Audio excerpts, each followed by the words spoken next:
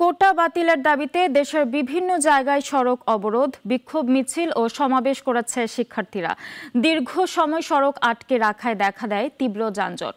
প্রশাসনের আশ্বাসে অবরোধ তুলে নিলেও বৈষম্যমূলক এ পদ্ধতি বাতিল না হওয়া পর্যন্ত আন্দোলন চালিয়ে যাওয়ার কথা জানায় শিক্ষার্থীরা। প্রতিনিধিদের পাঠানো তথ্য ও ছবিতে আরও জানাচ্ছেন সিরাজুমণি শুভ। সরকারি চাকরিতে কোটা পদ্ধতি বাতিল ও মেধাভিত্তিক নিয়োগে 2018 সালের পরিপত্র বহাল রাখার দাবিতে ঢাকা-টাঙ্গাইল মহাসড়ক অবরোধ করে আন্দোলন করেছে টাঙ্গাইলের মাওলানা ভাসানী বিজ্ঞান ও প্রযুক্তি বিশ্ববিদ্যালয়ের শিক্ষার্থীরা।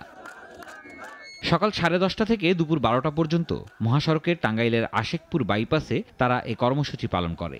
এতে ঢাকা-টাঙ্গাইল মহাসড়কে যানবাহন চলাচল বন্ধ হয়ে যায়। চরম দুর্ভোগে পড়ে যাত্রী ও চালকরা। আমাদের সাধারণ শিক্ষার্থীর যে অধিকার আছে, এই অধিকারটাই কোটা দেওয়ার কারণে ক্ষুণ্ণ হইতেছে। আমরা চাই মেধার ভিত্তিতে নিয়োগ দিক।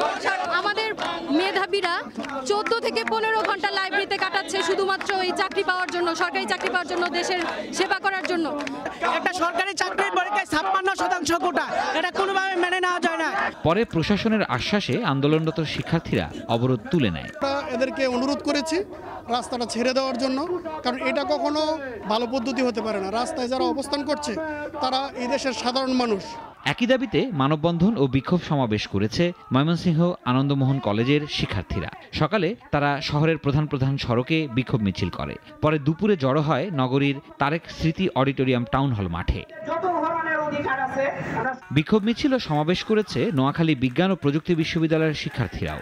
সকালে বিশ্ববিদ্যালয়ের শহীদ মিনার প্রাঙ্গণ থেকে মিছিল শুরু হয়। আন্দোলনরত শিক্ষার্থীরা সোনাপুর সুবর্ণচর সড়ক আটকে রাখলে সৃষ্টি হয় তীব্র যানজট।